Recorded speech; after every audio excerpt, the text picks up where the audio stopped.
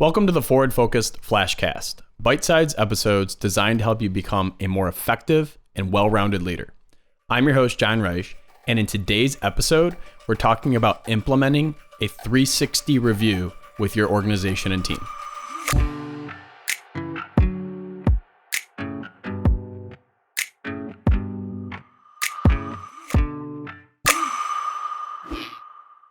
One of the things that we've discovered at Forward Focused is that there's different managers and leaders who are looking to scale, they're looking to grow, and they want to have the most effective way to get honest, direct, and usable feedback to improve their organization. Essentially, think about the good, the bad, the ugly, right? What are we doing good?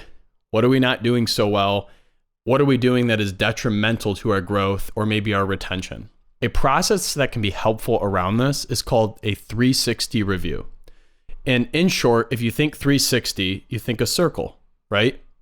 Well, that's what a review process of 360 looks like.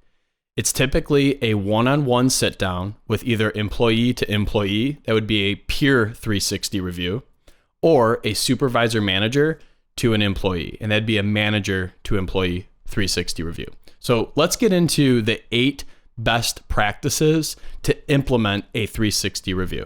First and foremost, you want to make sure that each person involved in this feels comfortable, knows they can be honest, and knows that it's an honest conversation not only around the performance of the employee, but also the leadership or the management of the supervisor or leader. A good kind of flow for this is you might want to think about things that you want to stop, things you want to start, things you want to continue, things you'd like to do more of, and things you'd like to do less of. Stop, start, continue, do more of, do less of. That's a nice little roadmap if you're thinking about, well, where do I go next in terms of the information I'm collecting today? So first and foremost, like I mentioned, step 1, you're getting the good, the bad, and the ugly.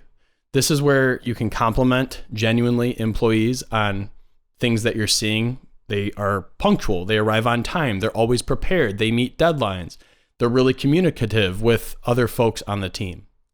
Maybe the bad, maybe they're too hard on themselves. Maybe they're their worst critic.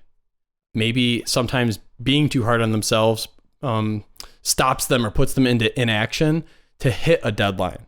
Or maybe they're not as collaborative with other team members who are newer to the team because it's easier to do it myself, right? So that's what the good, the bad, the ugly kind of conversation should look like in a caring and tactful manner. One other thing I want to mention about setting this up, you want to do it in a private space. You want to do it in a place that is either off-site at like a coffee shop or in a secure spot in your workplace that other folks won't be overhearing it or potentially hear things out of context, because that's what makes this process so beautiful, is the honesty and the transparency that surrounds it. The next thing that you want to think about in a 360 review is you want to give the employee or the other person as a part of it, if you're doing a peer employee review, you want to give context to what's going to be discussed. So you want to give them, let's call it guardrails, right? We are going to be talking about these 5 areas of our mission statement from the company, and how are we as a team and you specifically living up to these 5 areas of our company mission? Or you might say, we're specifically going to do a review looking at hitting deadlines and projects that we committed to, how you work well with others and how you communicate with others, and the creativity that you're infusing into your work. And we're going to have specific conversations around those 3 areas.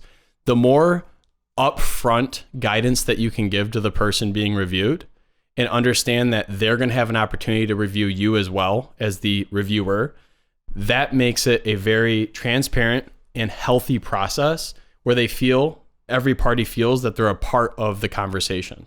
Don't discredit the amount of intimidation that can happen when you're coming up for an annual review or even a quarterly review or monthly review. There's angst typically if there's a power dynamic, right? The employee may feel, here we go, I'm sitting down with the boss again.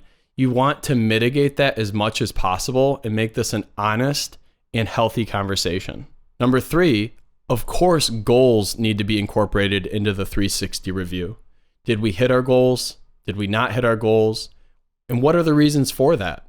And what could you do better as a leader to help your employee hit the goals? This is where we start to transition into a 360 type review where you ask that type of question to your employee. And what's great about this part of that process is you as the leader, right, that's leading this review, you can interject on things that you've reflected on, saying, I could have done this better to better support you in accomplishing that goal. So moving forward, I'm committing to doing X as your leader on any project or any deadline that you're attempting to make.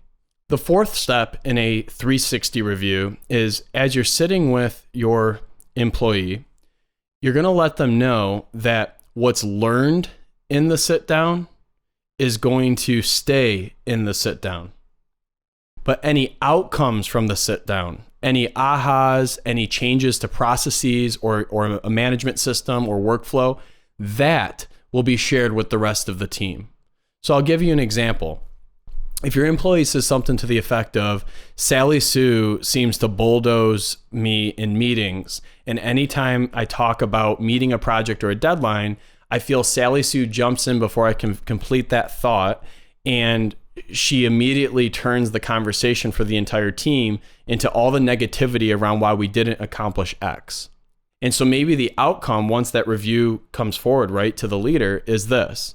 All right, before each meeting, we're going to have people send meeting agenda updates on where they are on a specific spot. And you're going to have between 3 and 5 bullet points explaining where we stand on this deadline or this project.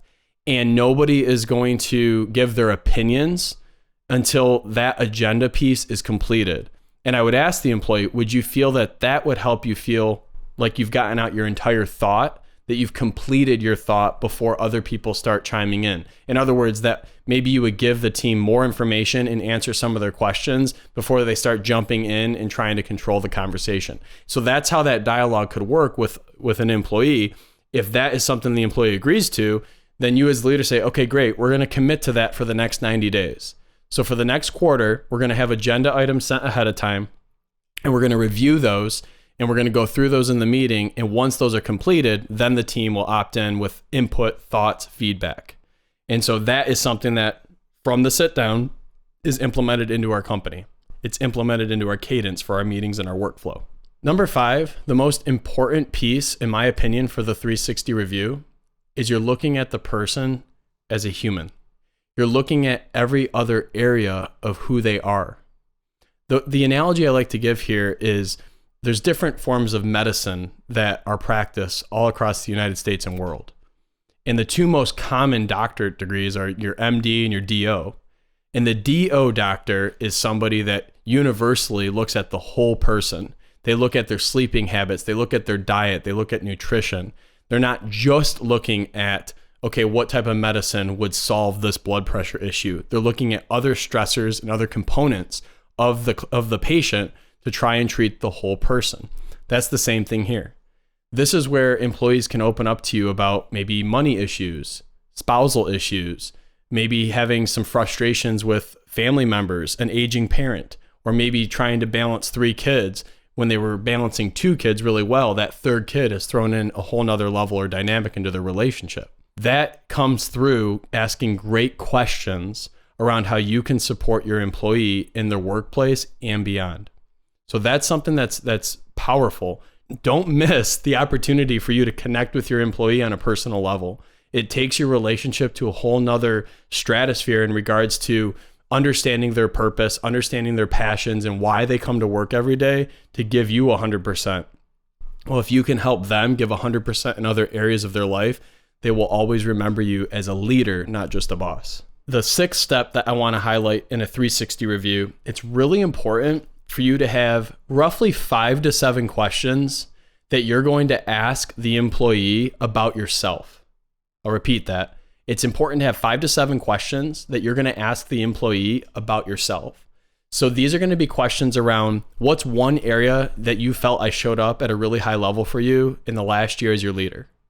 What's one area I frustrated you or you felt like we weren't on the same page? How can I improve over the next 12 months in our relationship as your leader? Is there a leader that you respect and admire? Who is that and why? and what can I learn from that person and implement in my leadership strategy? Do you feel that you can come to me on a scale of 1 to 10? Do you feel like you can come to me with issues and problems at work and that issue or problem will be addressed in a timely manner? 10 would be absolutely, 1 not at all. So these are the types of questions that you want to make sure you're asking. I don't want to limit you to 5 to 7. You may go 2 or 3 deeper questions per question and get more clarity, more understanding. But make sure if you have a 60-minute review set aside with your employee, that at least 15 minutes of it are around you. That way, your employee leaves going, okay, I gave great and honest feedback around how I can make this a better workplace and a better environment. It will pay dividends for years to come. Final 2 points that are pretty quick with the 360. 7 is make sure you have an honesty to actually use the feedback and implement it. The worst thing you can do is implement a 360 review and then just sit on the data. Not implement change, not actually analyze your sit-down conversations with each employee and say to yourself, what is one theme I can pull from each employee? So if I have 10 employees, 10 themes that I can focus on in the next year to improve. Make sure you use the feedback. It's kind of like when you have a survey that you are asked to take and there's 5 questions and they want your feedback and you actually do that. And they say, thank you, we're so looking forward to making this a better place or a better service or a better product, whatever the survey was about. And then you never see a change in the service, the product, or the relationship. None of your feedback was implemented. You have no updates on the feedback, even hey, thanks for the feedback. At this time, we're not going to implement any of it. So especially in a one-to-one relationship as a review, make sure you're going to do something with the data. You're going to follow up, you're going to check in, and you're going to implement pieces of what you discover. And then number 8, the final stage, make sure you're able to sit with the entire team when the process is done and give the high points of what was discovered. Talk about ways you're going to implement change in your systems or in your workplace. And then also, and this is the key, commit to your team to give updates on a regular basis and review what was discovered. Maybe that's monthly, maybe that's quarterly, maybe that's every 6 months. Please do not consider a 360 review as I do it one time a year and then I'm done with it. This should be a living, breathing, and developing process that continues to evolve. And so in my organizations, I typically sit down quarterly to look at what was discovered in the last 360 review, where we are in relation to what was discovered and the changes we wanted to implement, and what adjustments we need to make over the next quarter to continue that momentum.